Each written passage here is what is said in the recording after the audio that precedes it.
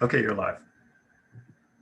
Good evening. This is a work session of the Board of Trustees of the Village of Sleepy Hollow, and we are obviously meeting via teleconference, which is something that we are allowed to do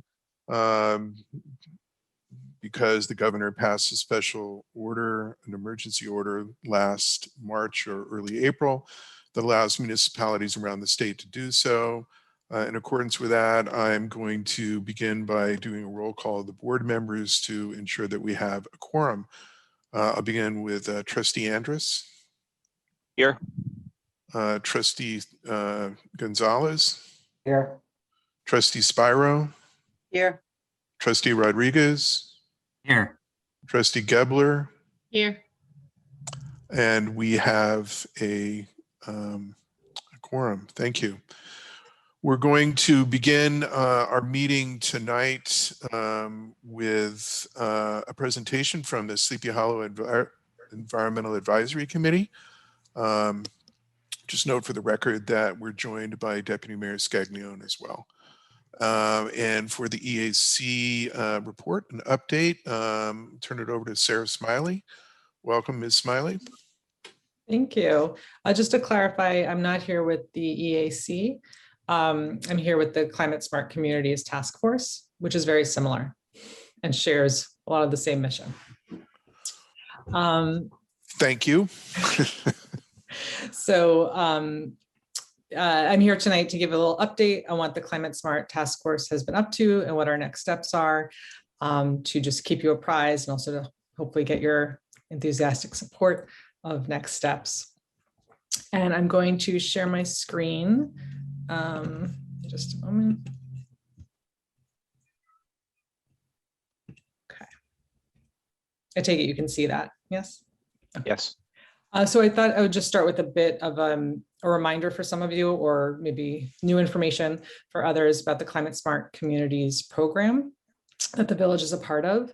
This is a program run by the New York State Department of Environmental Conservation, the DEC, in which local governments can get points towards certification by taking local action on climate change. So different actions to reduce greenhouse gas emissions or to take on strategies to adapt to climate change. And so this village got involved with this back in 2014 by taking the Climate Smart Communities Pledge. And in 2019 established this task force that I'm a part of. And then this past September, the village achieved certification status at the bronze level. And thanks in large part to the efforts of our previous coordinator, Claire Davis, working in partnership with the village administrator and other staff. So the goal of the program is to, help villages take climate action, which is obviously incredibly important. And it could also, in other ways, help put the village in a good position to get grant funding for different climate measures as well from the state. So most of the points that were accumulated to achieve the certification status were for actions that the village had already undertaken in the past or that were ongoing. So for example, putting in an EV charging station, where there was an energy audit that had been done on a few government buildings years ago that counted toward points. So now what the task force has been looking at is what actions can we take moving forward that will take us further to our goals of reducing greenhouse gas emissions. So new actions that we can take together. So what we are looking at doing for the village to do is to conduct a government operations greenhouse gas emissions inventory. And essentially what that is an accounting of where emissions are coming from at the government operations level. So government-owned buildings, municipal fleet, village-owned lighting, for example. So what are the sources of emissions? It accounts for those emissions and can help identify what the largest sources are. So taking this action in terms of the program aspect of it, we do need to get recertified in the program every 5 years. So this would help us get 16 points toward that recertification. And more importantly, it really just sets a baseline for achieving greenhouse gas reduction goals, because we can't really plan on where we're going if we don't know where we are right now. So as I said, it helps identify the largest sources of emissions and can help prioritize actions to take us toward those goals. We would like the village to join an organization called ICLEI, which stands for the International Council for Local Environmental Initiatives. They provide a software that makes it much easier to facilitate this type of emissions inventory. And they also provide tech support. So the inventory tool, there's different phases of it. The first is like the accumulating the data and inputting it to actually conduct the inventory. But then this organization also helps with forecasting. So it can model where your emissions will go in the future. And it can also help plan. So it'll identify different actions that we can take and then how that would impact our carbon reductions. So we think this would be really helpful for the village to join into.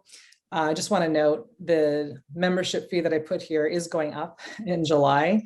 So we may want to look at opting in now for multiple years at a lower cost. Because this is really an ongoing effort. If you're doing an emissions inventory, you ideally want to update it every 5 years. And if we do want to be a truly climate smart community, that is what we want to be doing. And the other benefit to doing this is that, well, right now we're looking at a government operations emissions inventory. We would also probably want to do a community-wide emissions inventory as well. And the same software can be used for that. So why are we looking at this action in particular? For starters, the DEC says that this is really a foundational step toward taking climate action. And in addition, it's also something that Sleepy Hollow has already said we should be doing. It's in our comprehensive plan that we should be exploring strategies to reduce our greenhouse gas emissions, both at the government level and at the community-wide level. And that the first step to doing that is to create this inventory to establish benchmarks and to set goals. What our task force has been looking a lot at is the idea of doing a climate action plan, which is a much more comprehensive endeavor to take on as a village, where you essentially, have focus groups and workshops and you identify where the priority action should be toward reducing our village's greenhouse gas emissions. So this is something we're looking at doing and we'd really like to do, but you need to start with an inventory to get to that point. So this would be an action toward that bigger goal. And just to put this in sort of a bigger New York State context, New York State climate goals are very ambitious, rightly so. It says that we should achieve 85% reduction in greenhouse gas emissions by the year 2050. 70% renewable energy by 2030. So the state, in issuing that mandate, it requires action on the local level as well, right? We can't just wait for the state to get us there. There's a lot we can do here, and that we're already taking different actions like this. So this is one step toward that bigger goal. And I'll pause there. Are there any questions or comments? Yeah, hi, Sarah, Tom Andrus. Who would do the inventory? So that I've spoken with our village administrator about whether or not he could provide support for that.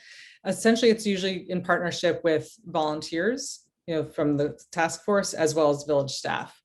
So it does, the DEC says that it can take, depending on how easily accessible the data is, it can take a few months. It could even take up to a year, depending on how things are organized.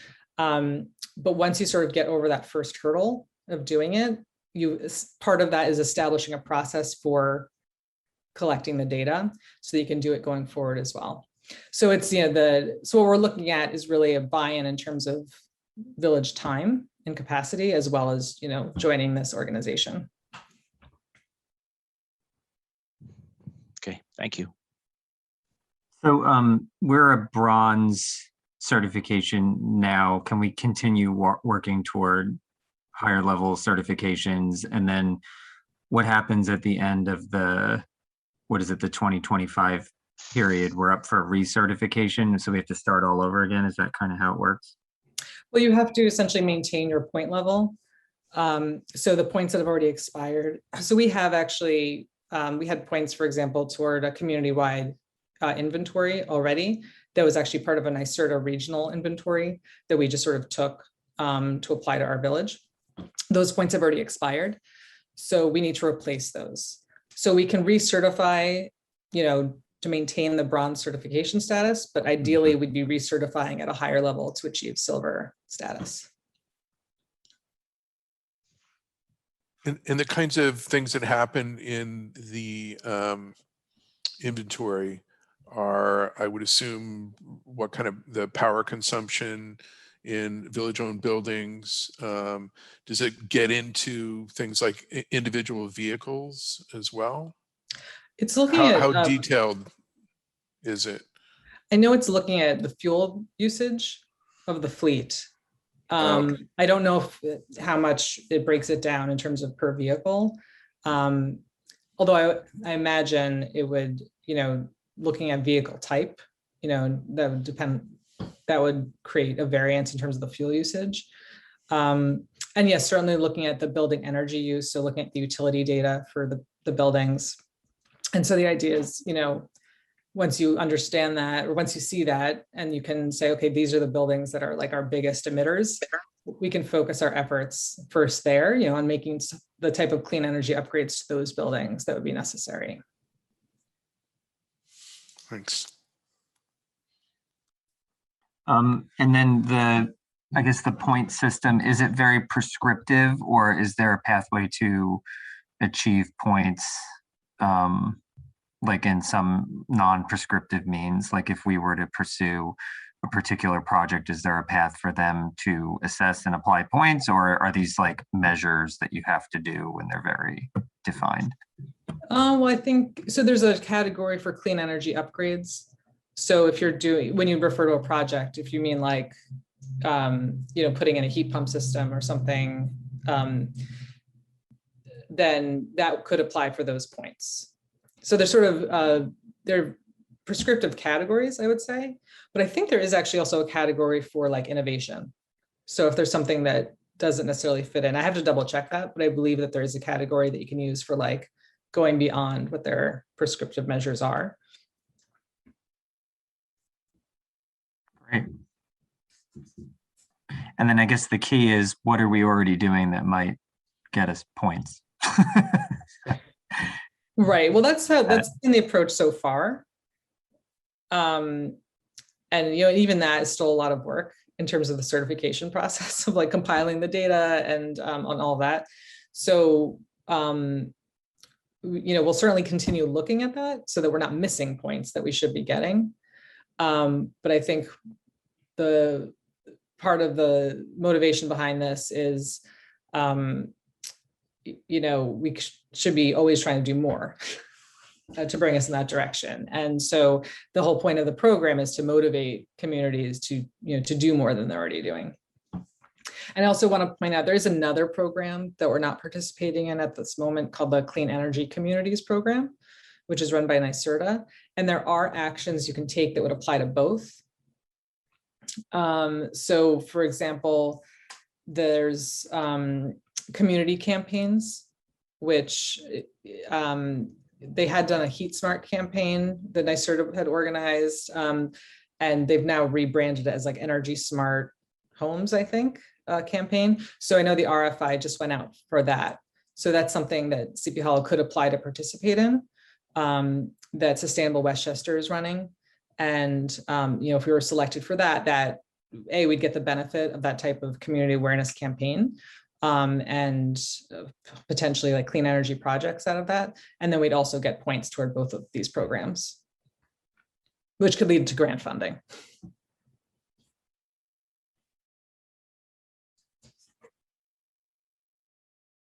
Great. So the ask for us is to consider approving joining ckley for $600 a year if we move before the end of July, correct?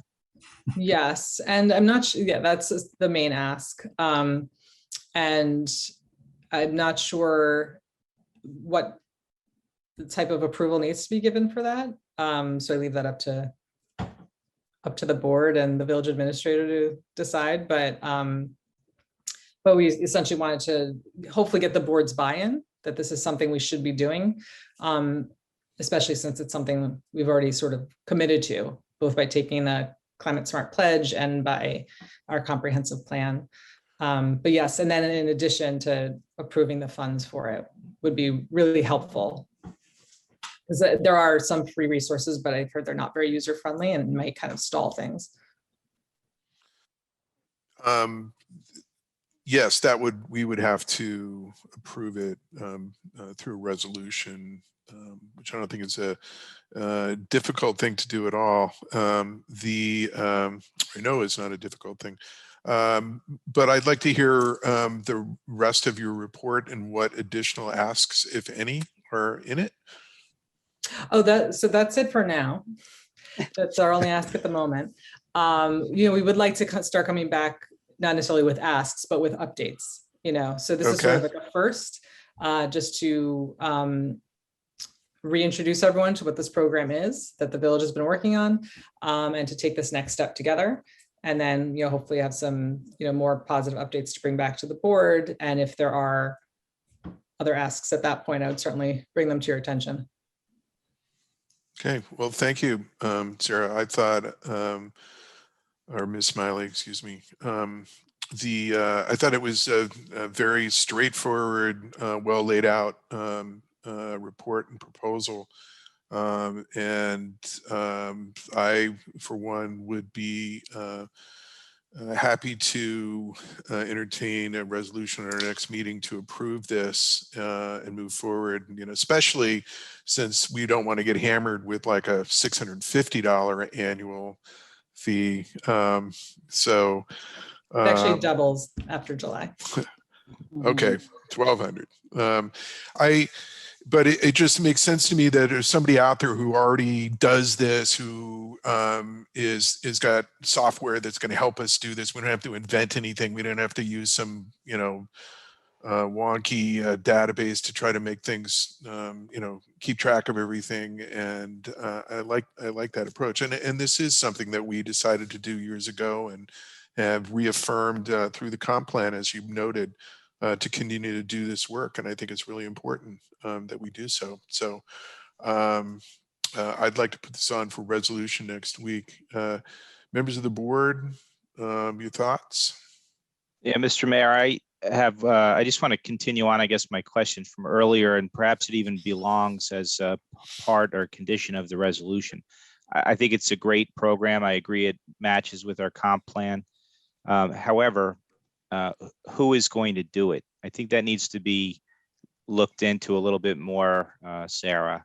It sounds like you're already discussing with Anthony. Anthony, maybe you already have some ideas, but I think that needs to be articulated. Is it, unknown volunteers? Is it the, Environmental Action Committee? Is it kids from the high school? I think that needs to be articulated. I think a lot of the data has to come from the village, offices, so they need the village involvement. And I'm glad to help, and whatever we need to get from DPW or finance, et cetera. So it does become a lot of work, but if we do get volunteers, that would be a good thing. Maybe a couple interns, but we have to be involved because we have a lot of the information. Utility bills and receipts, right? I mean, that's what you're putting together for a year, and then you can allocate how much fuel usage is from each year, and then they give you a rule of thumb on the emissions coefficient for each fuel type, right? Is that sort of how it works, Sarah? I believe so. And there's two parts. There's the source of the data, which would be the village, really. So we do need that level of cooperation and partnership. And then there's the actual inputting of it into the software, which I think could be done by a volunteer, and that is how other villages have done it. Or could be an intern as well. I think it would really be a great project for high school science student who want to learn more about that. And I guess to your point, Trustee Andrus, is that you want to create a system where it's sort of institutionalized, how it would be done going forward. So it's not totally dependent on like one person who, if that person moves away, a volunteer or someone, that it falls apart. Yeah, I would, two things I would note. One is some of these data gathering efforts are pretty sophisticated at this point. NYSERDA has been doing it for a long time. There's a number of firms in the metropolitan area that provide energy efficiency programming and assistance to housing companies and businesses and so on. So they're pretty good at doing that. And a lot of it can be imported directly from Con Ed. So nobody has to enter anything. You could just give me the access to your account numbers and you can import the stuff. So there, some parts of this are really easy. The other thing I would do is remind the board that we added an administrative position in our budget, and that position is still being defined, but there's an opportunity to look at some of these things since we have, like in this particular case, how much time is really involved directly on the village level on something like this. But I agree, Tom, we need to make sure that we don't jump on something and it be and inadequately prepared for what's needed. But I think if we approve it in the membership, we can at least get the software and get going on that. And we can take a look at what our neighbors are doing in other municipalities and borrow from them. Agreed. I'll put it on for next week. And Ms. Smiley, in the meantime, if anything comes up, we'll give you a holler. Great. Thank you so much. I really appreciate the opportunity to join you tonight. All right. Looking forward Thank you. to the next one. Thank you. Okay. Next up on our agenda is an update on where we are on the comp plans, more specifically on the zoning amendments and the committee that's working on those. And our folks from BFJ are back with us again. I'm not sure if it's going to be Ms. Fafate. Oh, okay, it is going to be Ms. Fafate, not Mr. Cates. So please take it away, Susan. Welcome back. Thanks, Mayor. Thanks. Good to see everybody. I'm going to start us off while Simon pulls up the presentation. Our hope and intent for tonight really is to hear from you all. I think we're trying to avoid a lot of talking, especially since I may be getting feedback. Anyway, we did provide you with actually a summary of all of the zoning changes, so we've had time to review. And I'm going to power through and hope that the feedback gets better. That seems better. Okay. So we wanted to start off with just a refresher of kind of what the scope of work is and what the overall project has been about. It's really meant to be very much about short-term implementation, taking some of the most critical recommendations, particularly pertaining to the inner village, packaging them and trying to get those implemented and in place fairly quickly as a first step of the comprehensive plan implementation. There are a number of other zoning recommendations and then broader recommendations throughout the comprehensive plan that it's good to see, for example, tonight's presentation of the environmental folks, that we hope the village is actively implementing. But in terms of zoning, this is really the first step. And then we have, as part of this project, identified some of those later actions, which we can talk about a little bit later. But before I hand it over to Simon, because my sound is terrible, the zoning updates that have really been talked about as part of this project really fall into 5 categories. There's a couple recommended map changes. We get into recommendations on uses and flexibility of uses, of course, parking. And then we did talk at length last time about development incentives and then a bit about just improving the process. So, and you can see in the map here, this is from the comprehensive plan, and it kind of summarizes, kind of our geographic focus area, really on the inner village.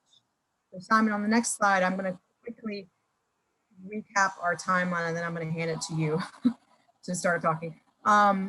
We are moving hopefully toward the seeker and adoption phase. We've met with the steering committee a few times. We've met with you a few times. Hopefully we're refining the recommendations and reaching consensus. So we do think, based on tonight's meeting, of course, that we are in the position to start the seeker process and go ahead and start setting the public hearing and moving toward that sort of approvals end of the project. We are targeting a public hearing on June 8th. That is somewhat based, the timing of that, on how tonight's discussion goes. We're obviously flexible, but we think that that's very doable. And we always like to have public hearings before school lets out. It's kind of nice before folks go away. If folks are going away this year, it's just good to kind of get these things done before summer starts. So that's kind of what we're shooting for. And we will talk at the end of our presentation about kind of our next steps, some key dates that we've kind of highlighted to keep us moving forward. So with that, I'm going to hit mute and let Simon take us through a little bit of the discussion. Great, thanks, Susan. So our plan was to do something a little bit different tonight from what we did last time. What we hope to do is go through each of the proposed recommendations, which we have listed here. We really only have about a slide or two for each of these. And our objective is not so much for us to present each of them to you, but rather to sort of go through each and see what your comments are or questions based on the draft that we sent out, I think about a week and a half ago. So we can linger on ones that you want to spend more time on, or if there are others where there's a general agreement, maybe we can we can spend less time on those. But that was our hope. I know last time we did a lot of the talking, and there wasn't as much time left for us to hear from you. So our hope was to give you all more time so that we get the guidance from you that we need. So with that, I'm going to go through and start with the Lower Beekman proposal. Just a quick reminder, this is it would be an overlay. One thing we didn't show last time is this map over here, which shows where the overlay would apply. It's within the C2 district. This section of Lower Beekman that's generally between Kendall Avenue and Clinton Street.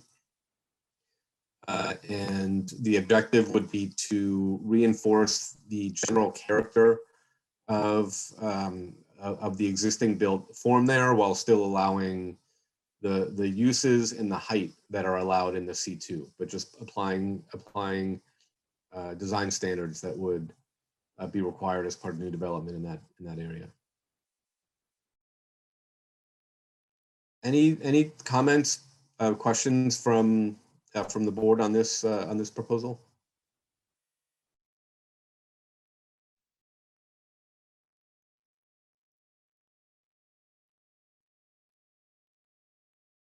Okay. Well, we can always come back if folks remember something. Sorry, I was talking, but I was on mute a little bit. It's Tom Andrus. The overlay, just as a reminder, and maybe mostly for myself, this is where a builder or developer could accumulate kind of a point system, which would allow them to maybe accelerate or even kind of exceed the current, zoning confines. Or No, Trustee Andrus, that's next. That's the development incentives piece. This one, in this overlay, just on the section of Lower Beekman, the design standards would be a requirement. It wouldn't be part of a bonus, at least the way that it's proposed. Essentially, if there was a vacant lot, or if someone were to consolidate multiple lots and propose a development, in this section of the map that we've got shown in red here, they would be required. Again, it's the same height limit that's in the C2, which is 45 feet in the current zoning. The same uses that are allowed in the C2 district. but the form of the building would have to comply with the design standards that we summarized last time that we were working. And the development incentives, which are on the next slide, would apply throughout the C2 district, including this overlay district. Mhm. So they mesh together in that way. Okay. Yep, I understand now. Thanks. Yeah, from what I recall, this was about maintaining some kind of consistency and having some standards around, not totally going in a different direction than what the village is now, but also allowing people to do a little bit more than what's currently there. Is that a fair kind of description?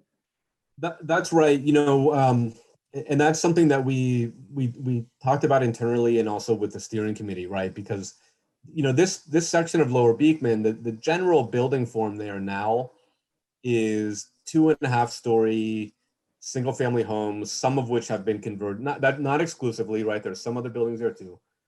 Some of which have been converted into a commercial use, but most of which are still single family homes.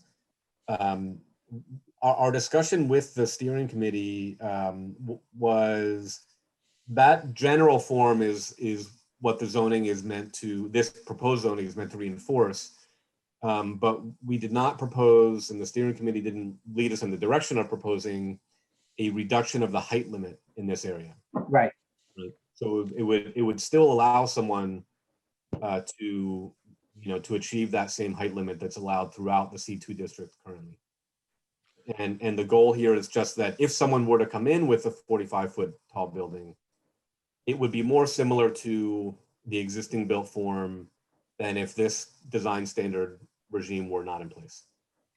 So it's this might be it's a question for Simon and Susan, perhaps, and maybe also Jared, who did a really interesting presentation a couple of weeks ago on form-based zoning.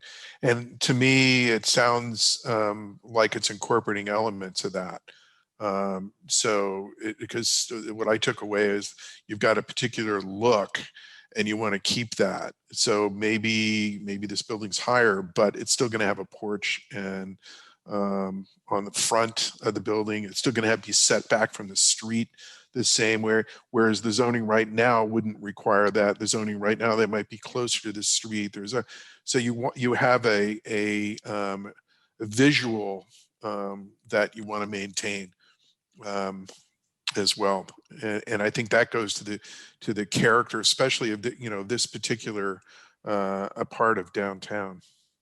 Yeah, I think that's accurate. It is a sort of it's a form-based approach. It's not as sort of detailed as a full form-based code, but it does have elements of a form-based code, and it's really about the building and not the use. Mm-hmm.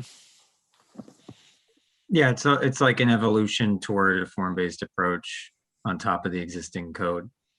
And in our case, right, sometimes we have setbacks that are like 25 feet, but nothing on the street is set back 25 feet. So instead of sort of wrecking the urban form, right, we replicate it and we figure out what rules are important and which ones aren't, right? So if it's important for people to have front porches, well, then that's an important rule, right?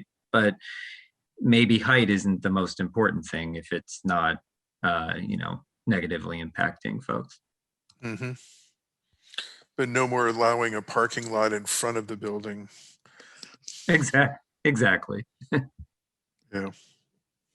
Okay. Thank you.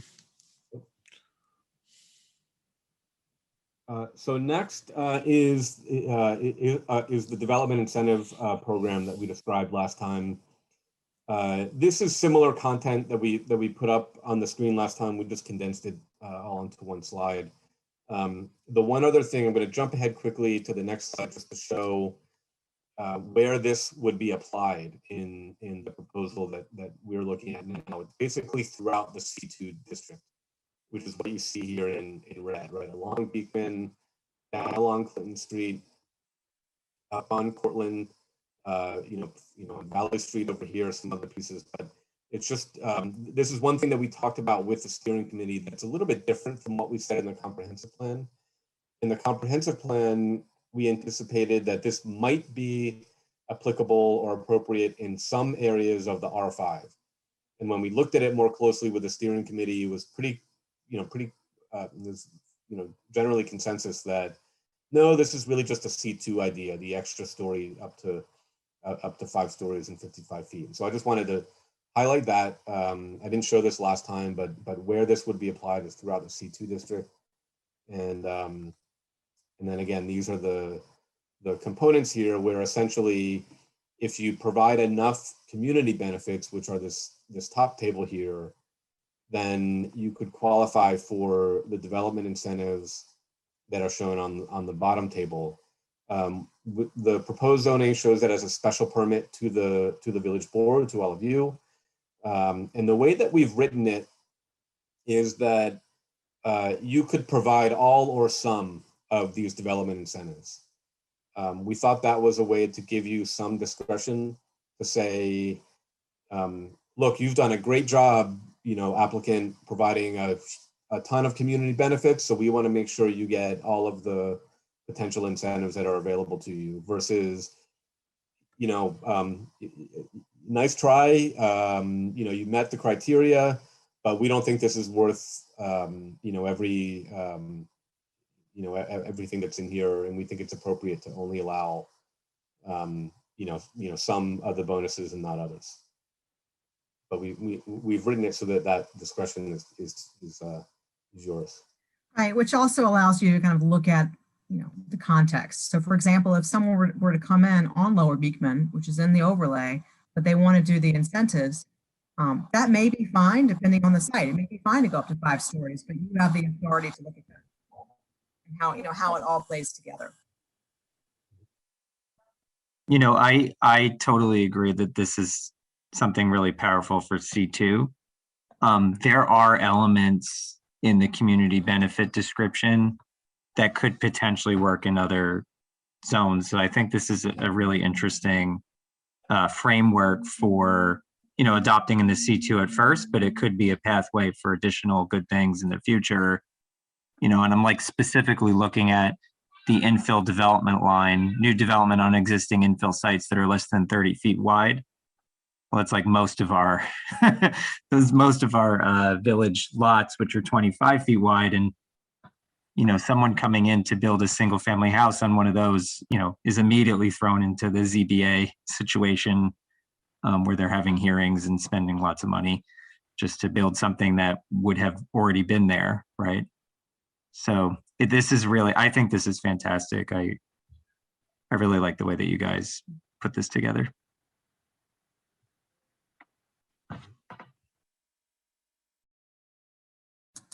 Anyone else have comments or questions? Thanks, Jared, for the kind words. Yeah, I like the fact that, it gives us the ability to, pick and choose, but also, provide some good incentives to people that we don't currently have.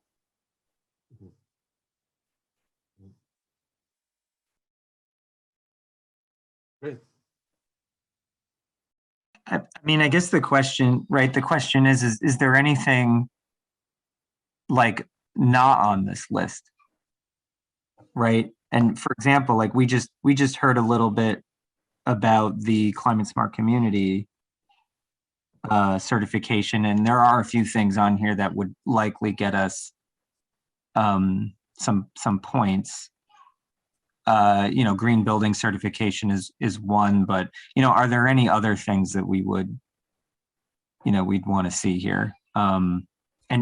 We've had discussions about like district thermal and district energy, and if you were to provide rights of way for energy systems and that sort of thing, would you get some kind of a credit or a bonus?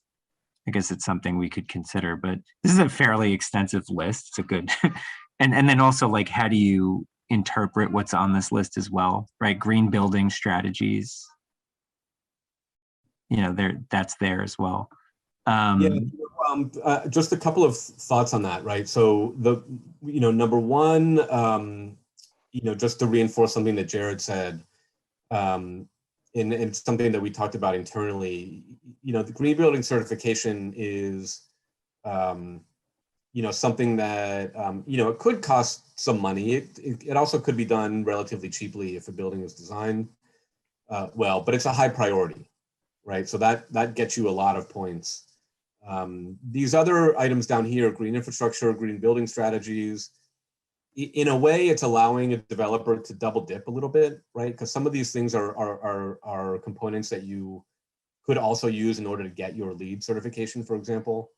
But you just get 1 point for them, so it's a smaller, it carries less weight to reflect the fact that you might be double dipping a little bit there. But if there are other items that are like these down here, or fit in these general categories, we can certainly add them.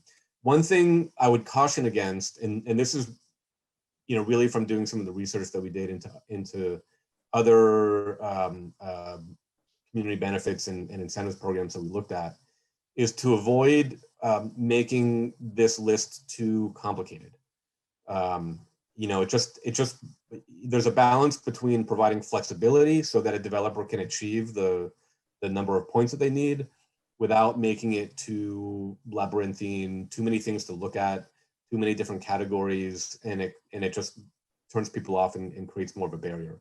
So that might be a balance to strike. So maybe we think about, maybe there's a category for, things that will help the village achieve climate smart communities, and it just allows them to pick and choose from within that category, and it simplifies, the options. In the list here in that left column. So that might be something that we could tweak.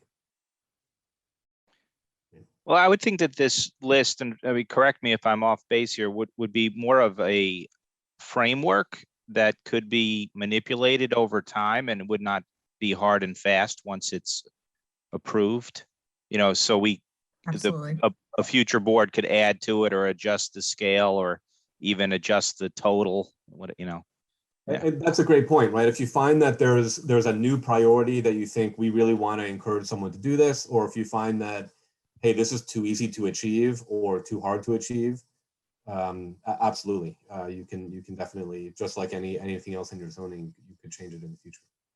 And I would just, Tom, I would just point out that it is hard and fast because we're changing the zoning, and it gives somebody the right to do something. But just like we are looking at changing the existing zoning, of course we can do that in the future. Do it again. Other folks. I look at all of this as being, we're trying to do some stuff that take advantage of the current economic environment, the other developments going on. These, if we have a really good start, then let's do it.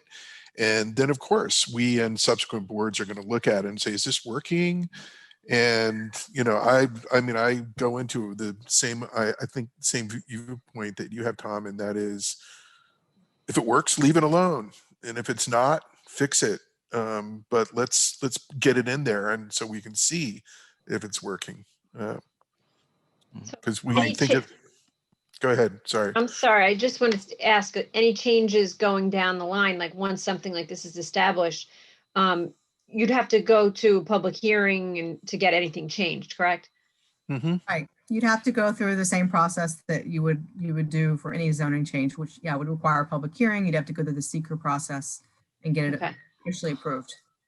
Okay. So more difficult than putting in a stop sign, but not as difficult as the process for the East Parcel. Thank you. A wide range. Just to add on to one thing Ken said, we're at this transformational time, right? And so we want the tools to be able to shape things in the right way, right? That mutually benefit us and the developer and the community, right? So if we're going into a growth period, it might as well be growth under good rules versus growth under rules that were set. I mean, I don't know when our code was adopted, but probably in the 50s or 60s, some of these 25-foot setbacks feel like that. But yeah, it's 2021, so kind of have to get it right. All right, so the next few, really the rest of the ideas in here are go one more slide here, are ones that were included in the draft that we sent a week and a half ago, but we didn't spend time on the last time we were before you. But we think that generally they're more straightforward. So the first one here is revising the zoning on Hudson Street. The Hudson Street zoning is currently R4A. Which is really a mixed-use zone that we think followed from the GM plan and wanting to allow some commercial uses, maybe restaurants and taverns and that sort of thing along Hudson Street. But it's not happened, right? What really exists now is that you've got a node on Beekman with some commercial, a couple of commercial parcels down at the bottom of Hudson as you get close to the village border, and then everything in the middle is solidly residential. There's no commercial in here at all, retail of any kind.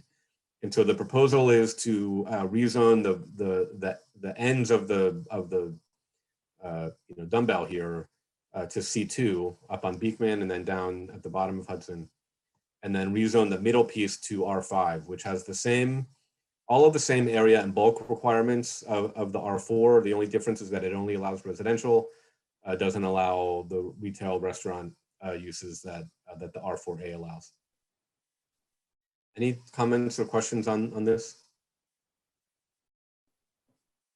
This was a straightforward one from the comprehensive plan. The only question as follow-up to this would be, this is the only place in the village where the R4A is currently zoned.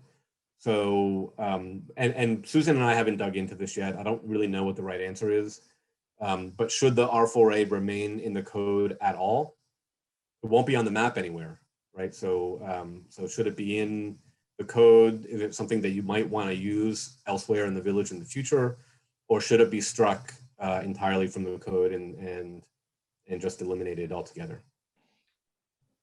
So that's something to thinking about.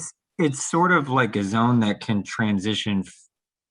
It can transition an area to C2. Is that sort of what that 4A is doing? Yeah, I think so. It's not as dense as the C2. I think the commercial uses are not as broad as the C2. Yeah, I think it's more like an R5 with some commercial. So it's more like a mixed use version of R5. Right. Have, that scale of residential development with, commercial uses sort of interspersed. So it may be a zone that could make sense somewhere in the future. But I don't know that you have to decide that now. I mean, certainly we can demap it. Sorry. Simon, it's all you. Okay, so the next one is looking at the permitted uses in the C2 itself, and what the comprehensive plan recommended was essentially providing for more flexibility in the C2, and then eliminating notably auto-oriented uses, and really that's just the car wash use, which is allowed in the C2. But the way that we looked at this was, what are the contemporary business types, use types that an older code may not have accounted for. And so we've got a list here of what we've marked up in the use table as new uses that will be allowed in the C2.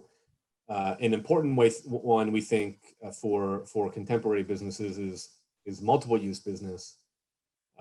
This is the kind of thing that in talking this through with the steering committee and with Sean McCarthy, the building inspector, he may permit something, a business that has multiple uses now. He may allow that. He seems very reasonable about that sort of thing. but it's not telegraphed in the code, right, to a business owner who's thinking, I want to open up a retail store in the front, where in the back room I'm making the products that I'm selling. And they may say, well, Sleepy Hollow doesn't allow me to have both uses in the same storefront. I'm going to Terrytown, right? So it's not just about what can be done. It's also about what the code is communicating to a potential business. So these are the changes that we propose here for the uses in the C2. Any comments? My favorite is the laundromat bodega in Boston, and you go through the soda machine at the back of the bodega, and you enter an extremely high-end sneaker shop. Wouldn't mind having one of those here. Very, very efficient use of space. Yeah. A quick, just a definition, planned commercial development group. Just exactly what does that mean? That, and I don't have the definition in front of me. That's in your current code, and I think it's like a more suburban type of office. Like where you might have surface parking and one or two buildings that are sort of planned together and have parking that serves both buildings. More like the strip mall kind of. Yeah, and you might see it along Route 9 in some places, but it wouldn't really be appropriate for Beekman. Okay. Really, in any inner village.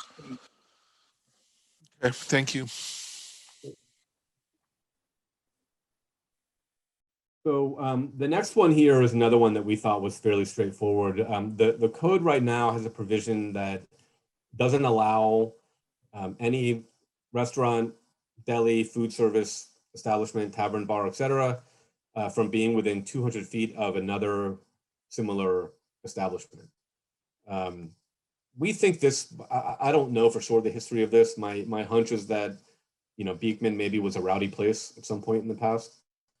And this was trying to prevent too many bars from lining up next to each other.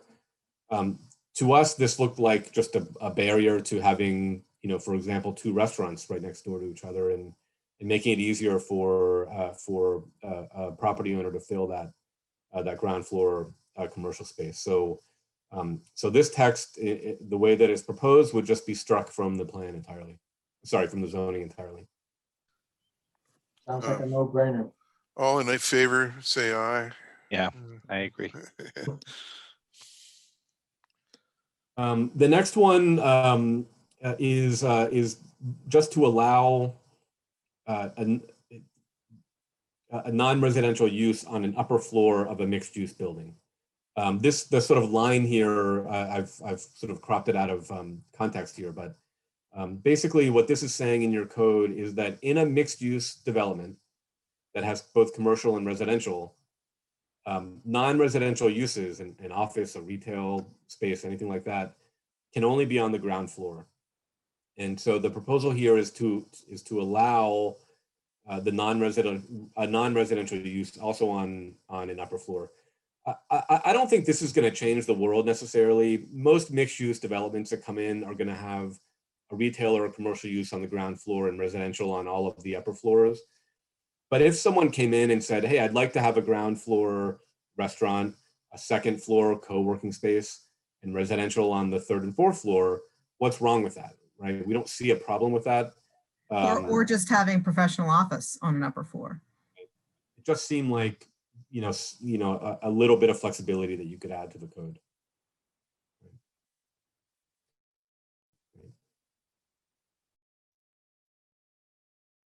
Four changes to parking standards that we've got here. One is making it a distinction between an office use, which currently in your code is at one space per 300 square feet, versus medical and dental, which is not in your code right now, and uses that tend to require more parking. The next one is essentially making it easier for a smaller storefront, 5,000 square feet or less, by not requiring off-street loading. this is basically just recognizing that these smaller storefronts, especially on Beekman, can't provide off-street loading. And someone is going to have to go to the ZBA, the Zoning Board of Appeals, in order to get a variance. So, so why not just write it into the code, and again, remove that barrier to these smaller businesses. Well, it's not like they're currently complying with that anyway. I drove by a store today that, they weren't off street. They were right on Cortland, unloading a huge truck of stuff into the store. And that, that's, this is, the proposal here is essentially an acknowledgement that you have, the vast majority of these commercial spaces in the C2, there's no way for them to provide an off-street loading space, right? Yeah. So requiring it is just creating another hurdle. Now, I'll emphasize that this is only for a space that is 5,000 square feet or less, right? So anything larger than that, we've kept in the code the requirement for off-street loading. If someone came in with a 10 or 20,000 square foot business, even if they can't provide it, you may still want them to go before the ZBA and have them show how they're going to handle it so that they're not blocking traffic. But for a smaller storefront, it seemed like a reasonable hurdle to remove.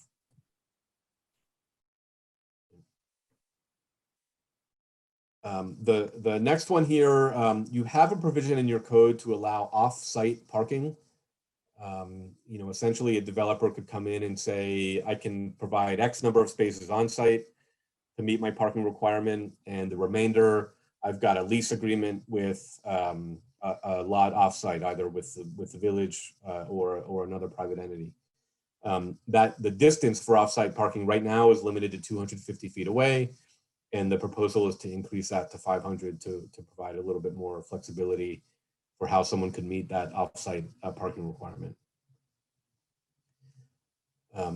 And the last one here is to exempt a ground floor in the C2, a ground floor use in an existing building from providing parking if a new use comes in and the new use doesn't require more parking than the old use.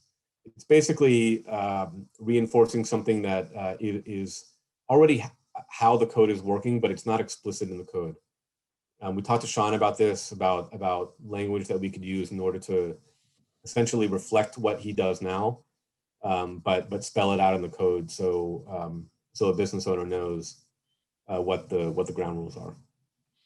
Would the first couple of bullet points on this screen affect that? Because you got one, like, what is the requirement right now for offices and medical and dental offices? So if it's more stringent, one space for 150 square feet, for example,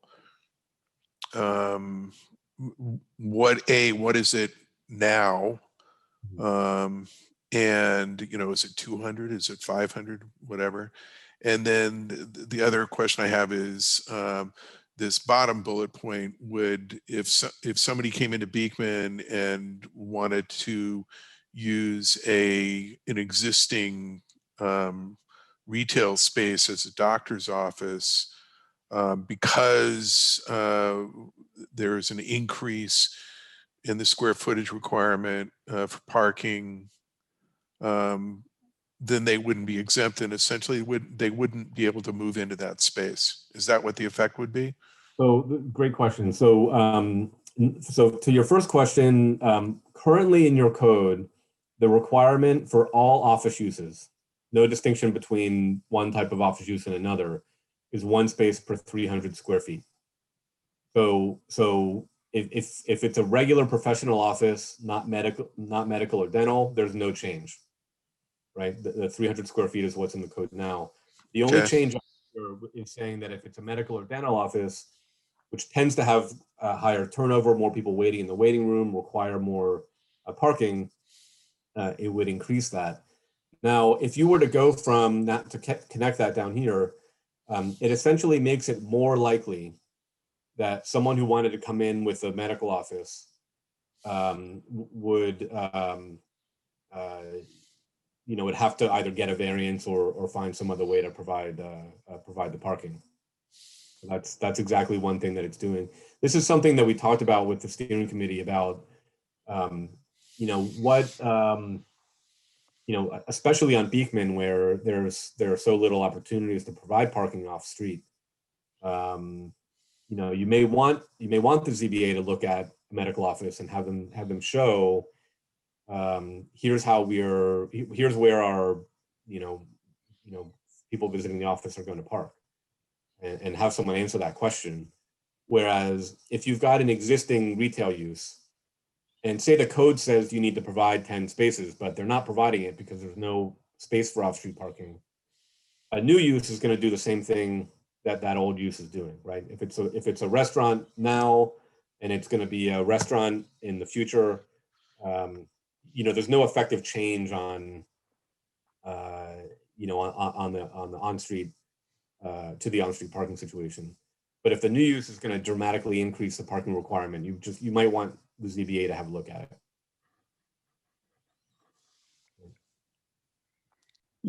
The thought is like, or I guess the thinking was, and Sandra, maybe if I get this wrong, reflect the committee better than I did. But the thinking is, for medical and dental offices, they attract a certain volume of parked vehicles.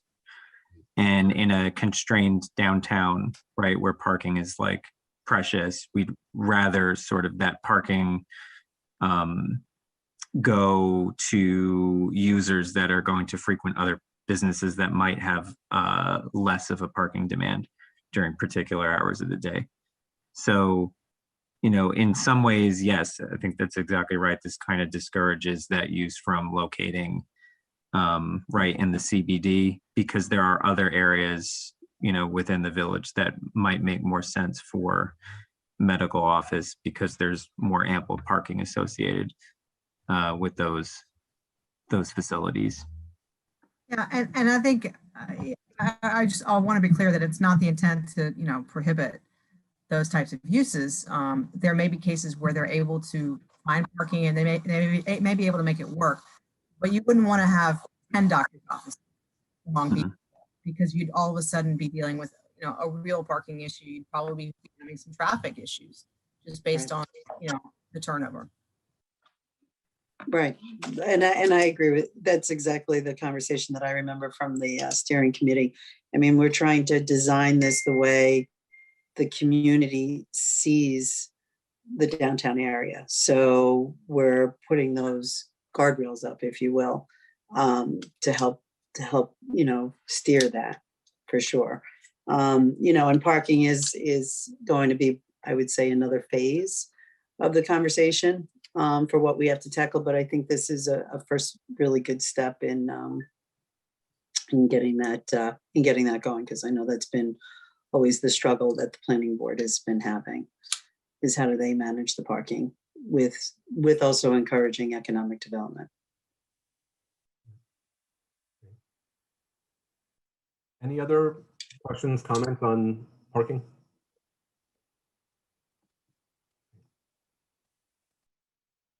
Okay, so the last one here is creating a strategy to hopefully encourage adaptive reuse. Just a little bit of background on this one before we get. I do have another question on parking. Sorry. Are there going to be any recommendations on lowering the parking requirements for residential? My understanding is that our requirements for residential parking are pretty high, or at least higher than communities around us. And since we're looking at our downtown in the oldest and densest part of the village, where we have all of those parking issues and restrictions, and a train station that's, even for me, an easy walk. There isn't any recommendation, at least now anyway, from the committee or from you guys on lowering that parking requirement? There is in the development incentives bonus scheme over here, which is that for residential, if someone achieved the community benefits, they would, one of the potential development incentives is a reduction in parking for residential. Now, a separate question, which maybe is what you're getting at, Ken, is should there be a reduction in the parking standards across the board? Is this something that you want here as a carrot, as part of the development incentive program in order to get community benefits, or is it something that you want to make the baseline throughout the C2? I think that's or for multifamily throughout the village, which is a broader question. I think that's a key question, because if you, right, like if you just give it away, right, then there's no way to achieve some of the community benefits. But if we agree that the overall benefit of reducing it across the board, outweighs our need for community benefits, then maybe it's something you'd want to consider. And there are other development incentives included here that could drive community benefits anyway, right? Though realize, like, I guess it's the parking requirement is a big one, because that messes with the geometry of what you can build. Yeah, or makes it impossible. Or makes it impossible. Yeah. Or we end up with something we don't want, which is a building with the whole first floor is a driveway. Right.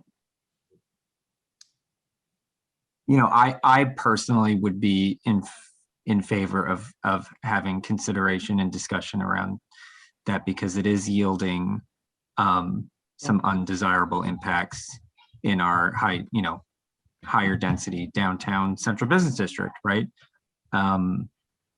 So we should have further discussion on that and see whether or not it belongs in or outside of these incentives. Mm-hmm. Okay, thanks. So just to wrap up on the proposed zoning changes here, when we, and this is a good transition, jumping back to the development incentive slide, back when we were working on the comprehensive plan, when we first started talking about the concept of development incentives program, the steering committee on the comprehensive plan, sort of raised the question of, is that going to incentivize demolition of existing institutional buildings that are contributing to the character of downtown? And so that's where this recommendation came from in the comprehensive plan. And this we thought was a strategy to also encourage adaptive reuse by allowing the planning board to provide some relief on area and bulk requirements, on parking requirements for religious, educational, or institutional buildings that have some historic value to the village. So I'll try to start talking, and hopefully sound doesn't get bad, but this is modeled after something that the Village of Mamaroneck instituted, and actually was successful in getting some adaptive reuse of churches that had closed. And it basically gives a fair amount of flexibility to the planning board as part of site plan review to look at flexibility on area and bulk on a really case-by-case basis based on the particulars of the building. Yeah. And just to remind us, this would be an actual designation of a site, and who would it be up to designate that particular site of what are we calling it, architectural or cultural value? That's right, it's a list, right? I mean, it's effectively a list of buildings. It would be up to me. It's up to Ken. Yeah. It's not a specific list of buildings that would be included in the zoning. It's a good question, Susan. I don't know if you know how they handled this in Mamaroneck in terms of identifying. Yeah, they didn't identify specific properties. It was more about the use. And so it'd be like, is it a house of worship? Is it a former school? It's not necessarily, historically designated use. And the building could be interesting. It may not be a historic building, but it could be sort of iconic. Yeah. And because of that, it's somewhat discretionary, where if an applicant came in and tried to argue, the building used to be, whatever institutional use 100 years ago or 10 years ago or whatever, and the planning board doesn't buy it, then they just don't have to give the relief, right? So, if a case can be made for the value of the building, then it gives the planning board the discretion. I think the serious answer for that is the serious answer for Jared, not mine. Because you can have a religious institution that's got an incredible building that most people would agree is architecturally interesting and perhaps have some historical significance. And then we've all been around ones that are your basic rectangular cinder block kind of, they're not attractive at all. Same use, whatever. So yeah, I think it really is a case by case basis. And it would just have to be written in some way that it's really within the discretion of that it's there and it's possible to do it, but it's not an as of right thing based on a particular set of criteria. Yep. Which seems to be where you're headed here. Yep. Great. So then the other thing that we were doing as we worked on the plan was, or the zoning rather, is as other ideas came up from the committee, in particular, that weren't within our scope of work right now, we try to keep track of them. We've got a list here, and there are also some ones that we added that were in the comprehensive plan that we saw as good ideas that the village could consider doing, as a next phase. And so we've got a few here. Jared talked about before the board a few weeks ago. Form-based zoning is the work that we're doing now, a first step away for the village to to incorporate components of a form-based code, see how it works, and then take a broader approach down the road. That might be something to look at. And there are other ideas here.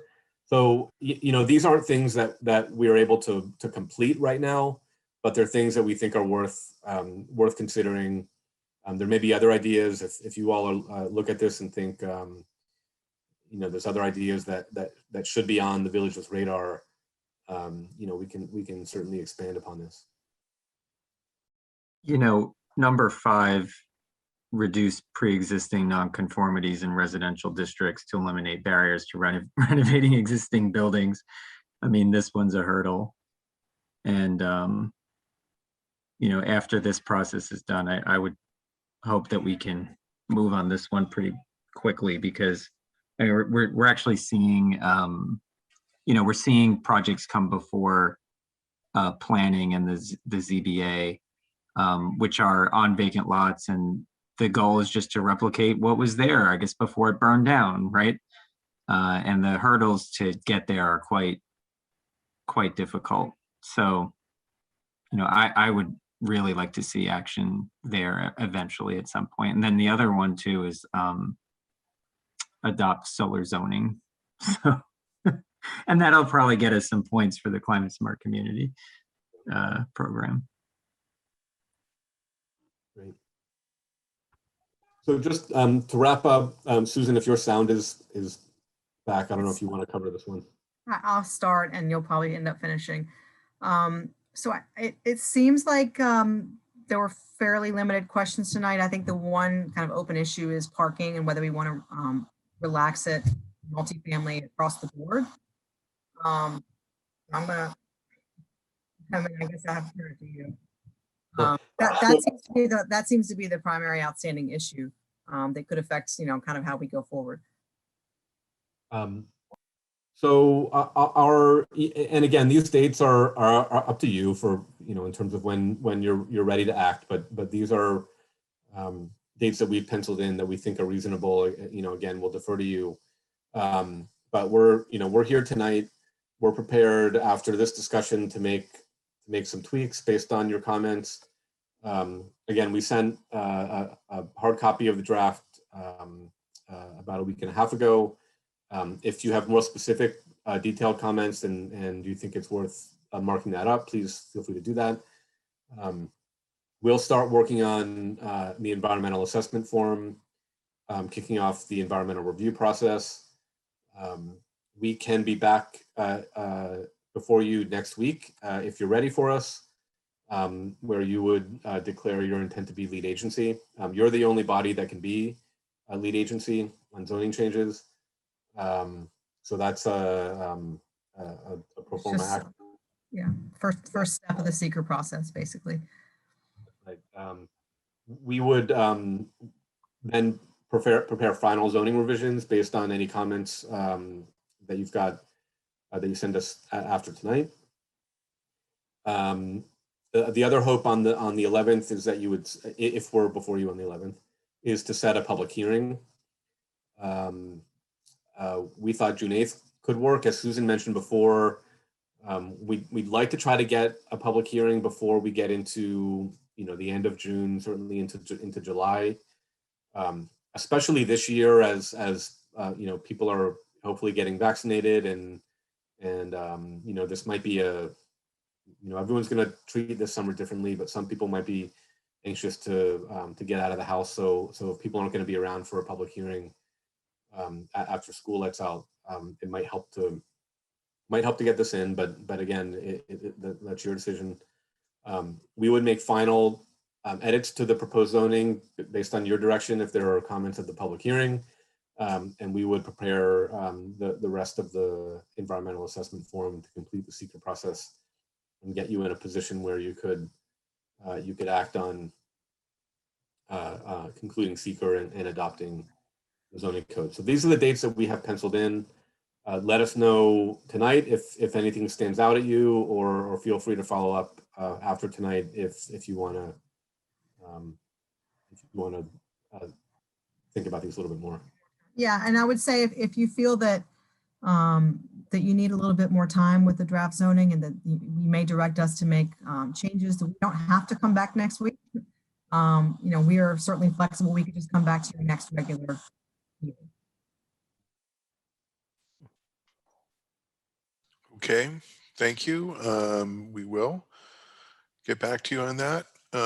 Any final questions from members of the board? No, I think it looks great. Okay. Susan, Simon, thank you. Look forward to seeing you again soon. Right. Take care, everybody. All right. Good night. Okay, next up, Mr. D. Palermo, you still with us? You're on mute. But I'm on mute. I'm still here, but I was on mute. So thank you. So the next up, next item on our agenda is the subdivision of the ambulance corps building, which is something that we first started to talk about a few months ago when we discovered that the ambulance corps might have been built on parkland. And this would be a good time to fix that. Mm-hmm. And as Mr. Di Palermo explained to us before, this is a good time to do it because we need state approval, and we can show that if we subdivide this lot and this is in fact parkland, we are adding a great deal more parkland to the existing I keep on saying parkland, to the existing parks that the village has because of what we're doing with the common. So they look for some kind of a swap when you do something like this. And we know that long-term, the ambulance corps, certainly the building itself is going to get replaced. Whether or not it's on this same location has to be determined, but it seemed to make sense to make that subdivision now. Mr. Di Palermo, did I don't know. I think you said it all. The two actions are parkland alienation, which first you ask the state for permission to alienate your parkland. They look for a swap, as you said. And then we need to do a subdivision because currently, as you can see from where the nice red dot is that this whole area is part of the park. So it's not its own subdivision. So to put it back on the tax rolls, we'd have to subdivide too. So it's a two-step process that we would try to do at the same time. Just to give you a time frame on it, we're too late probably for this session of the state legislature. We could talk to them possibly about quickly trying to get a resolution to give you permission to do that. Otherwise, it would be January or when they come back. So it's a couple of resolutions up to the state, then also working with state parks to let them know about the swap, which I think is a no-brainer for the 26 acres of parkland, if not more, that you're going to be creating at the east parcel, and then the subdivision. So depending on the legislature's schedule, could be over the next year, but it's not like you're in the biggest rush, but we should do it if we're going to do it. Agreed. You've all got a copy of the proposal. Are there any questions either on the proposal itself or on this process?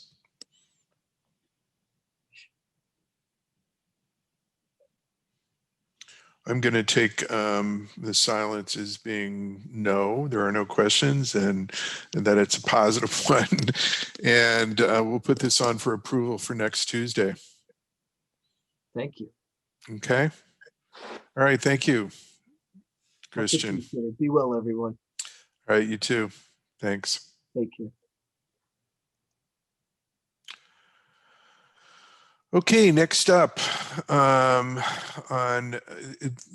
next thing on our agenda is actually something we do, if not every year, pretty frequently, and that's get rid of old vehicles that we can't use anymore. But before we get into that, I wanted to add something to the agenda this evening.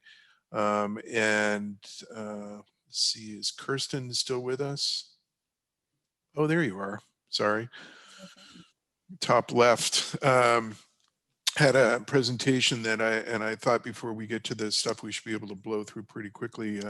And while we're still have our wits about us, it would be good to hear from Kirsten, who wanted to talk about some placemaking activities.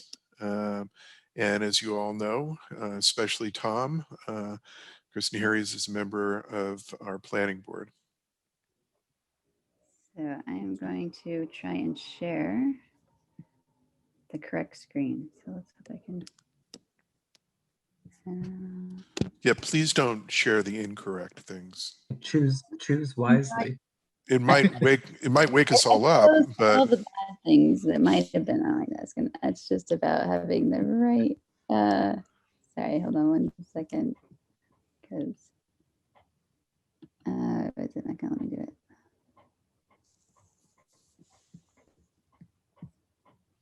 No.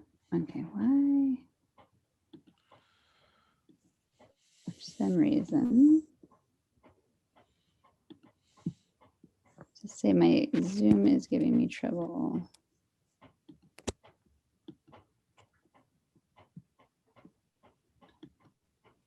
No. Well, if anybody, Do you want one of us to show it, and then if any of you can open what I sent you, the PDF of the presentation, I would be greatly appreciated. I mean, you want me to do it? I could do it. I'd appreciate that. Thank you. Yeah? Okay. On this end.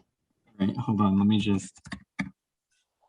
I sent two things, and it would be the presentation. It's the PDF, right? That's the one. Got it. All right, just give me 1 second.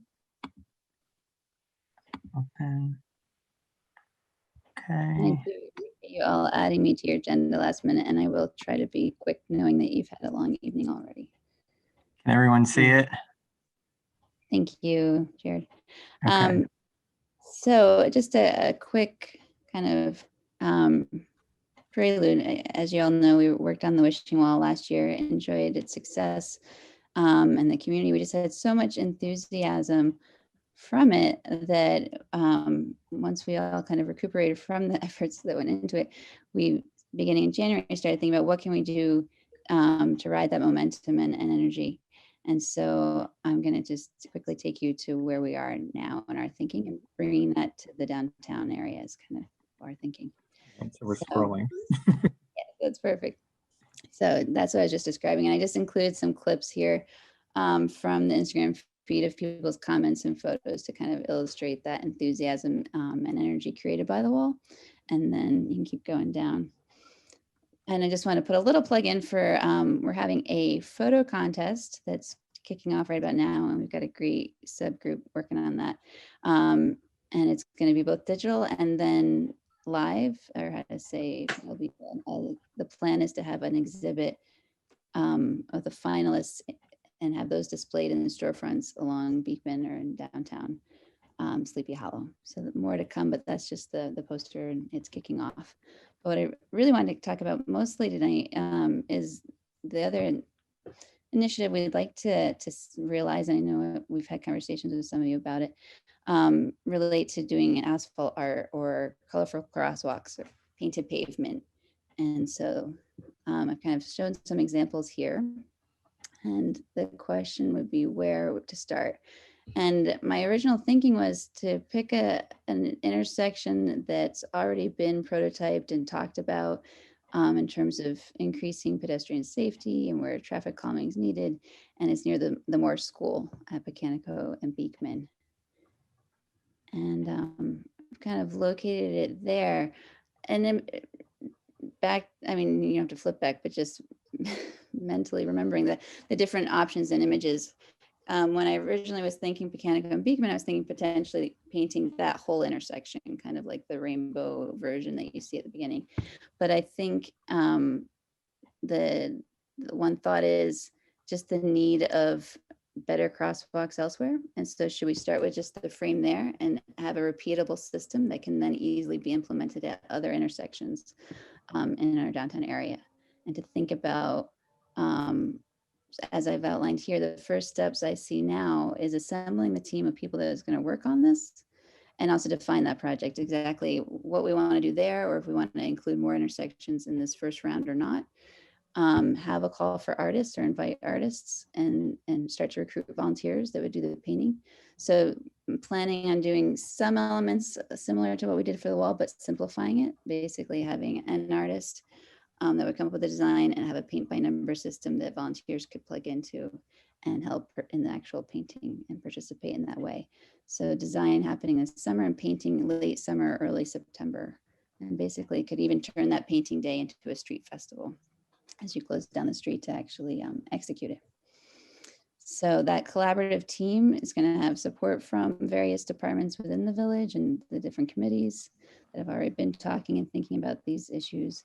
Having a project manager to lead the project, keep an eye on budget and timeline, have the invited or selected designer artist, and then all the various community partners that can plug in via local businesses, school students and parents and staff at the school or other nonprofits along the downtown area, and residents, or sorry, other community members that are going to volunteer.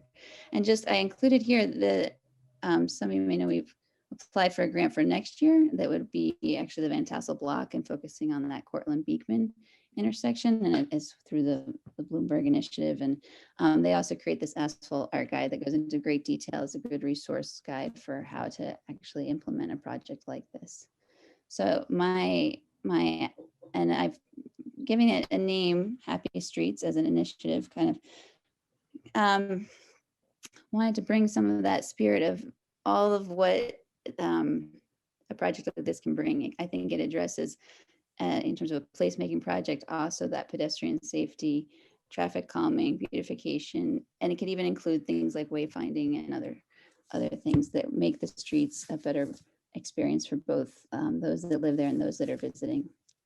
So I provide you with just a really brief project overview, timeline, budget, some other things that could be incorporated into it and should be considered early on in this phase. And one of them is maintenance, in terms of if it's a project, how to say, painted pavement's going to have a lifespan of say 2 to 3 years. So that might influence, depending on the village's commitment to it and renewing it. Do you do that full intersection or do you do just crosswalks? And I could imagine a rotating cycle. Say you have your 3 main streets of Beekman, Cortland, and Valley. You could do this year intersections along one, next year intersections at the other, third year intersections on the third, and then by that time you'll come back to the beginning again, and it'll probably be time to paint those ones you did 3 years ago and keep that cycle going. So not all intersections have to be as elaborate as what I'm showing here.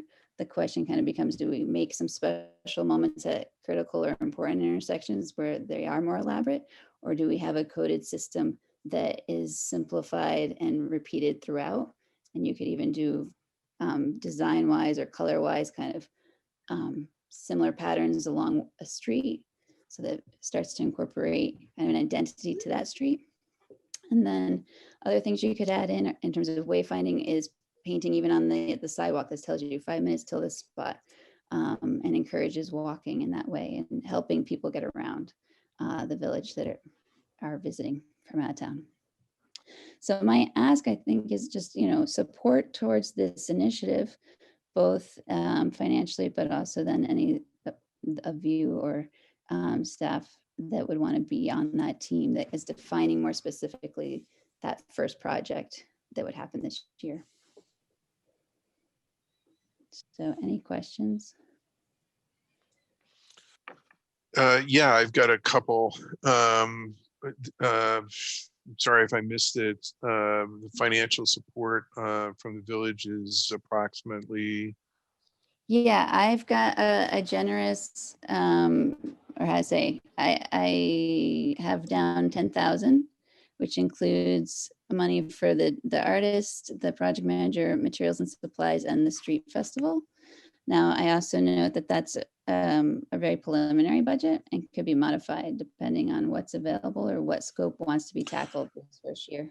So what you have is not a generous budget, you have a modest budget, if I may correct you there. Thank you. I would be interested I personally would be part of this. I think this kind of stuff is really cool. I like what it does to liven things up. And I also like what it does for pedestrian safety, because people see these sidewalks in a way that they don't see now. And that's something that would certainly benefit us. One of the things I'm interested in is the sort of regional specificity of this. And there might be different, one might have a different approach to certain intersections or crosswalks than you might somewhere else. I liked the fact on the wishing wall that it incorporated pretty much every part of the village and in different ways, and recognized it. And I'm thinking parts of downtown where the vast majority of the folks who live downtown are either Dominican or Ecuadorian. And I would want to, in a project like this, I think you need to incorporate the folks who live in that immediate area. And I would want to see symbolism that appealed to the residents right there. I think that's really important. Having said that, I would not put flags down, because I'm I don't think you drive on flags. I don't care whose it is. That's just wrong. So you have to show some respect. But I think I'm in. I think it's a great way also, a couple of thoughts. First, to show the residents in that immediate area that we care. that we want their experience where they live to be something that they enjoy, and that it does also provide that collaborative potential where you do have people who live in the immediate area, but then also the areas outside of it. And I think we have there's a lot of coming together in our village, but there's also still a lot of divides. And I think it's a real opportunity to bring people together. And I think it's also an opportunity, which I think Deanna has already started doing with her pop-up activities in the village, of talking to people and finding out what what are their concerns, what do they want to see outside of this. It's a really great way to get people talking about, what we can do for them. Yes, thank you for mentioning actually the pop-up events. That's one thing I didn't include, but it's an outgrowth of our conversations. And so we had a really great first event on Saturday at Sykes Park with the paper flower making. And so it was great to see just a variety of ages. And the best part was watching people that had just learned how to do it, teach the next people that came. And so there were just some really great conversations amongst the participants. And there was a big blur between volunteer and participants. And so we're hoping to do more of those as well. And specifically focused, kind of repeating there at Sykes Park for now. Just to add to this, getting the community, right, actually involved in creating their physical environment, I think is really, really cool.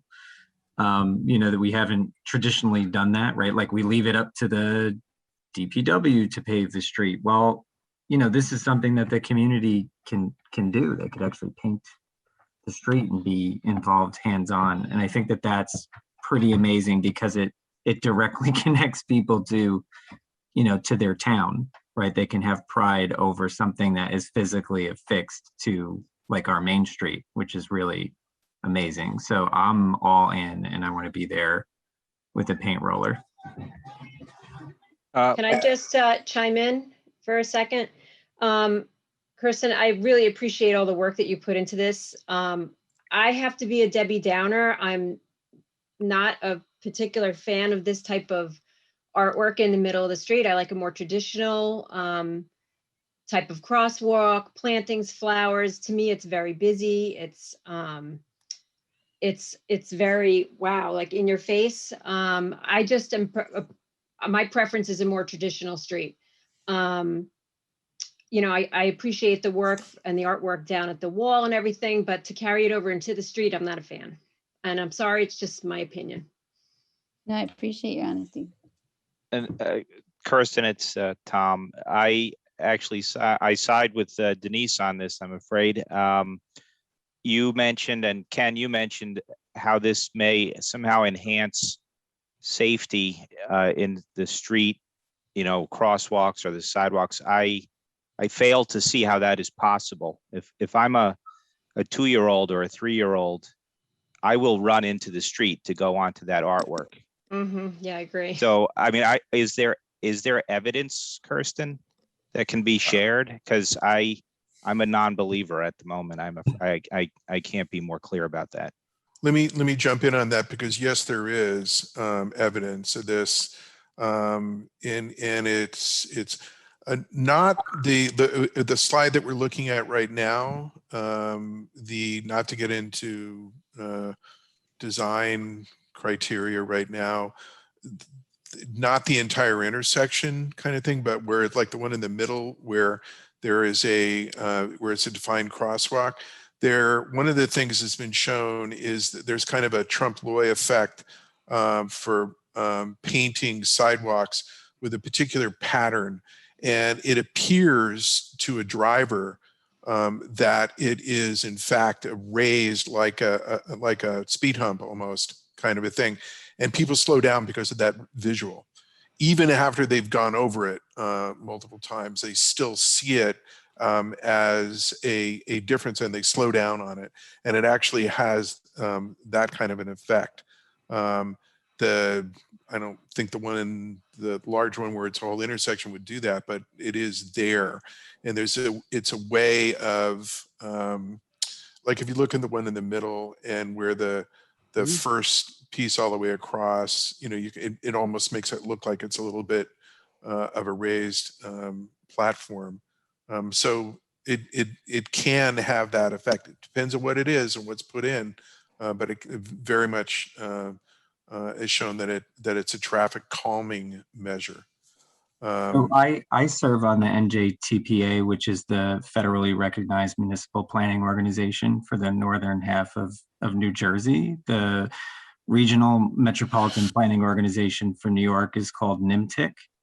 And this kind of device is an official traffic calming device that is adopted by engineering consultants and authorities like NMTIC or the NJTPA. So there's a really wide body of evidence that proves that this is a tool that enhances the safety of streets and particularly main streets where there's a lot of pedestrian activity. So the least safe road is the one where the driver thinks that they can predict what's happening. Okay, like the wide, clean, swooping, uncluttered roadway. That's the least safe road because the driver assumes that they can speed at a high rate of speed. And they don't expect that there will be a pedestrian nearby. And the safest roads are the ones where the driver needs to be on their toes and not assume that the road is free and clear to speed on. So a lot of the measures that you see communities adopting across the United States that improve safety, and you know, this is math, right? It's statistics. You know, we know these measures improve safety. They're measures that restrict the free high speed driving that we don't really want on a main street where there's a lot of pedestrians. So, you know, that kind of driving is good for 117 or maybe parts of 9W. Well, Jared, it's not really great for Beekman Avenue. Certainly, we all agree we should drive carefully on Beekman. Can I request, Kirsten, and you know, can we see the numbers, the statistics? I'm unconvinced. I'm sorry, and yeah, I just think Art belongs on. Don't be sorry. It's your role. It's all of our roles as trustees is to question things. Yeah, I think art is great as an installation and pop-up, but this is very permanent, and you know, art is subjective, and I don't think a lot of people are going to like it. Honestly, I think it's very busy. It doesn't come across as a traditional. I personally like traditional. It's just not my thing, and I'm not going to be painting it if it gets approved. You know, actually, it's not permanent. So that's the other thing. It's going to be kind of permanent. If you put it in, that'll be up for a good year or two. I think like any initiative, there'll be people who do like it and who don't like it. Right. So it's kind of hard to please everybody. Right. Yeah, I don't know if I want to see it in the street. It's great on the wall. It's great on somebody's building. It's, I just don't know if I want to see it on the street. Yeah, just further recommend. These pictures look fantastic. They're probably taken, you know, the day of the painting or the day after. Do we have any 3 years later pictures? Yeah, I can show you. I don't need to see them tonight, Kirsten, but I mean, that would help me, and I think it would help Denise on her point there. Also, I'm wondering, would it make sense to have a survey of the community where we say, these are the 5 intersections that are being considered, and let people vote on this single place that will be a pilot, you know, so instead of painting 5 intersections, just pick one and, you know, see how it goes. There are alternatives too. We have, if I'm not, there's walls in the village, walls and parking lots. There, I mean, I'll be blunt, there are things that need to be painted. And if you know, perhaps if there's an interest in painting things, we could just prioritize those. Well, yeah, there's definitely other surfaces to be painted, and we've been mapping that as well. I think they don't achieve some of the goals we were hoping to achieve with this in terms of the pedestrian safety and the traffic calming, but we can definitely provide the statistics that you're asking for and photos of what things look like when they age and the real discussion of maintenance of it. And also the range of what's possible. Like I'm hearing, you know, where you're coming from, and it doesn't have to, there's the whole range of what could be done in terms, and that's where I'm at, saying we need to define what is it that we want. And is it the whole intersection, or is it just the crosswalks? Is it just a geometric pattern? Is it something more? And so maybe it's just about codifying the crosswalks, and it doesn't look as radical as some of the photos I've shown, but it's something more than we have. And honestly, a lot of our intersections just need striping. Well, Less I'm basic crosswalks. glad you We said want- we that, want to see that Kirsten. happen. If the issue is solely safety, then we need to do a, prioritization of what are the best ways to create safety, safety. Well, I think it's more about also placemaking, which Yeah, is it's about bringing the community- revitalizing an area. And I think a big part of what would happen with this project would be a lot of community outreach. So there'd be a lot of feedback from the community on what they want to see. If you recall the presentation that I gave last, right? That was more, Denise, I guess, in the vein of like traditional, right? Like that is, that's how you achieve traditional streetscapes that like definitely improve safety and, beautify the downtown. The added level of like street murals at crosswalks or inside the box at an intersection, I think what Kirsten said is important, right? There's a whole range of what can be done, and it doesn't necessarily have to be a big abstract modern art piece, right? There could be interesting, realistic things that happen. The art itself is, there's a whole range of things that can be chosen from. I think the chief wants to say something. Yeah, no, I'm very interested in this. And if there is a committee, I'd definitely like to be on it. Great. That was it? Other than I'm very interested in, especially the public safety aspect of it and the change of the asphalt to the potential painting. Mm-hmm. I think And one thing I didn't mention. I think you can also tie in education when you explain to a community that one of the reasons we're better identifying these crosswalks is because you're supposed to stop when people are walking through them. I mean, today was a perfect example. I was on Beekman and I was crossing the street. This guy's on the phone in his car and he didn't stop. I'm like, we need to educate people. Unfortunately, there wasn't a cop there to stop him and give him 2 tickets, one for going through the crosswalk and the other one for being on the phone. But I think it would help to get people to like be more mindful of how they drive. I was just going to add that another use of the paint on the pavement is that sometimes a first phase to considering something that will later be hardscaped. It's like a test pilot. So you can also think of it that way, or decide, okay, these intersections, we'd like to try it there for that purpose. And later it will be replaced with a change in pavement or, a bump out or something else that right now we're just going to do a low cost intervention of paint and test that first before going forward. And I should mention that I've been talking with Anthony about the Beekman sidewalk project scheduling to figure out how something like this, if we do end up doing it on Beekman, could coincide and be coordinated with it.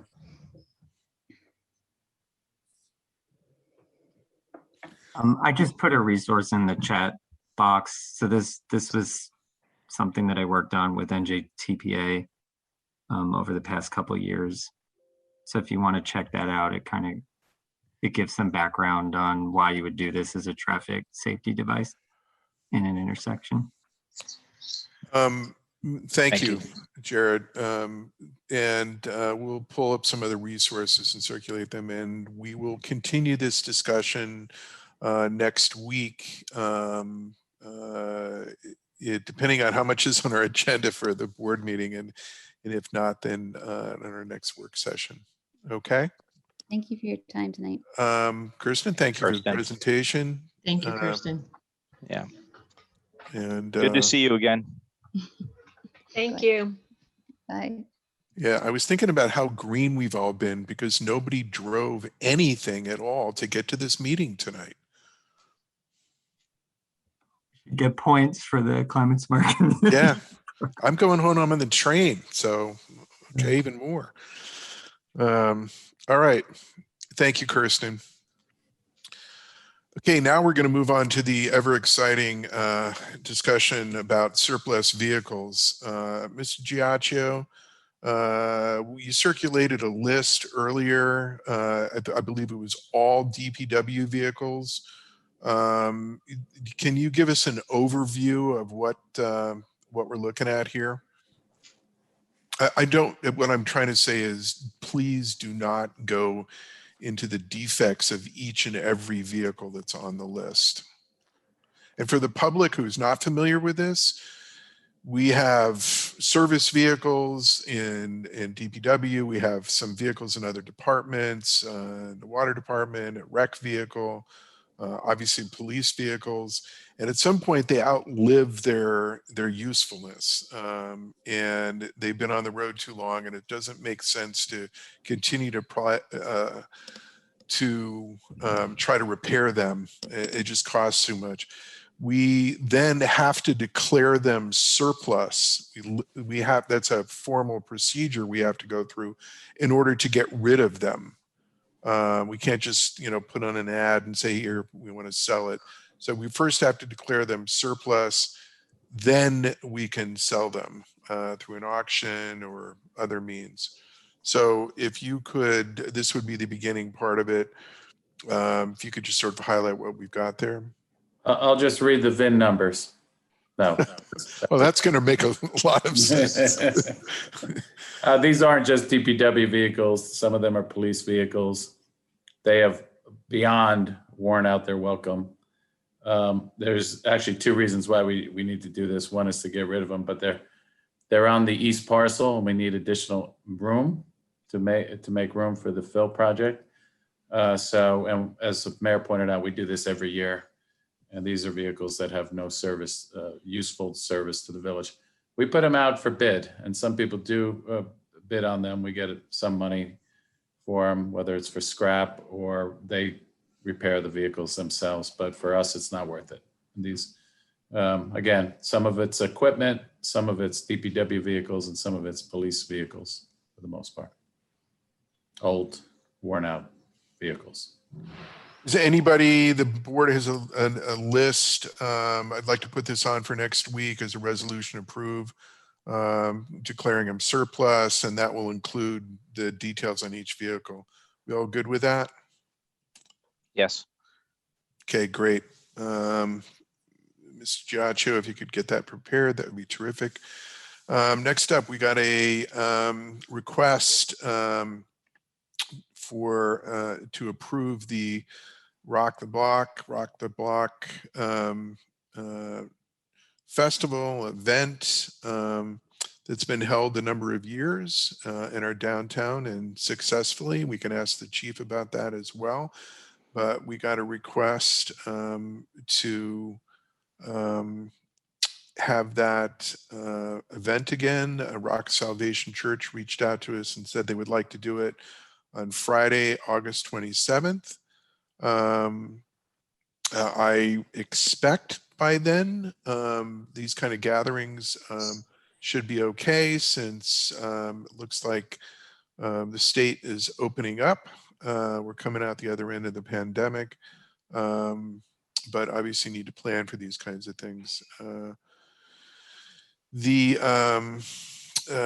So we've got this request and we would have to approve it. Any questions on that while you're thinking about it? Chief, any issues? No, in speaking with them, they will adhere to any social distancing mandates that are in effect at that time. Okay. Any objection for putting this on for approval next week? Okay, great. We'll do that. Thank you, Chief. All right, next up on our agenda, our labor attorney has submitted a request for a change in the retainer agreement. And that was circulated to the board. The request comes since we engaged this firm in 2014, I believe, and we haven't had a change in the agreement, I think, since then, which means the hourly rates have not been changed over the last 7 years, and this is a request to increase them at this time. The firm that we use is Lamb and Bernowski, and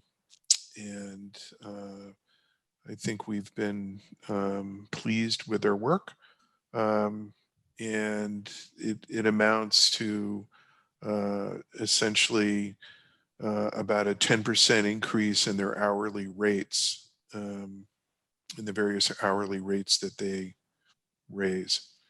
they charge, excuse me. So questions or comments on this? Can I just ask Anthony to recirculate the proposal from them? I don't understand. It should have been kind of buried in the back of the board packet. Okay. Yeah, it is page 21. That was sent out today? Yeah. Okay. The agenda. Yeah. And it all seems reasonable. It's unusual that they would have waited 6 or 7 years to propose this, but I'm sure the next one will come in less years. I see it. Thank you. I'll send it again. No, I don't need it. I got it. Okay. Any other questions or comments on it? Okay, I would also note, for those that are concerned about it, that the agreement does have an opt-out provision if for any reason at any time we don't want to continue their services, we can end the agreement, which is a good thing to have in pretty much any agreement. If everybody's okay, then I'll put this on for approval for next Tuesday. All right. Okay. That brings us to our last agenda item for this evening, and it's something I wanted the board to consider, at least raise with the board, and that is there was a proposal made to one of our contractors, Margie Reddick Landscaping, who's doing the design of DeVries and the traffic island on Route 9 and some work for the LDC as well on the Common. One of the things that we had raised and we're very interested in doing is seeing if there's any way to salvage the existing pedestrian bridge from DeVries to Kingsland, which has been shut down for years. And we've had varying responses. The county has said, oh, no, it's not salvageable. It has to be taken down. The county owns the bridge, and so they're the ones that would be responsible for that.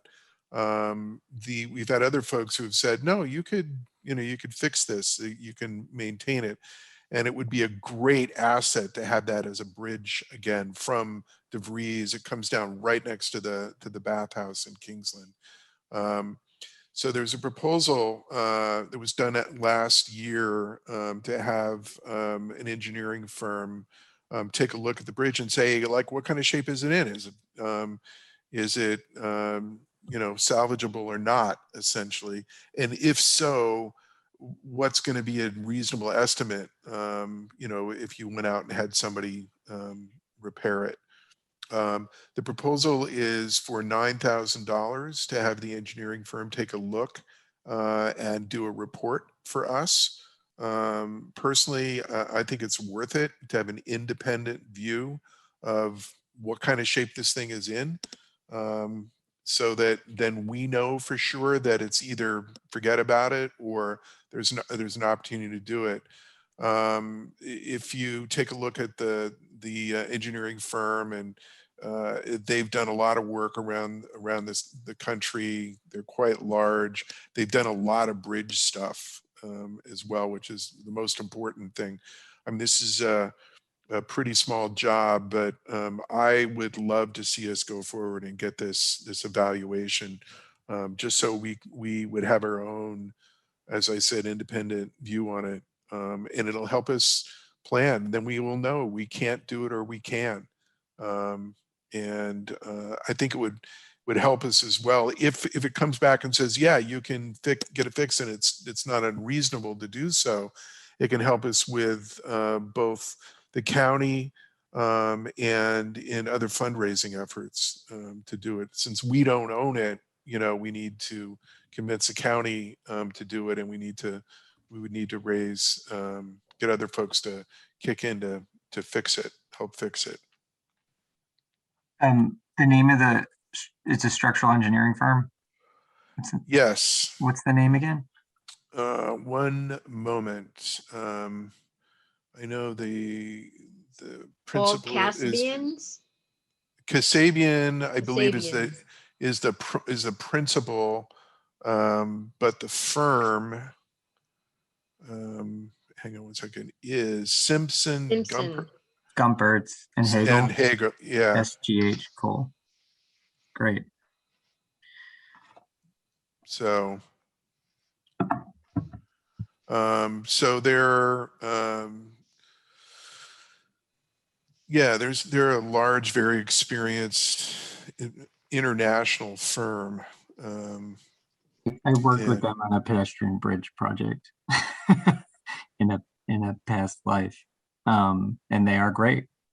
And I would be excited to support taking a look at this thing. I walk by that all the time, and I wish it was open.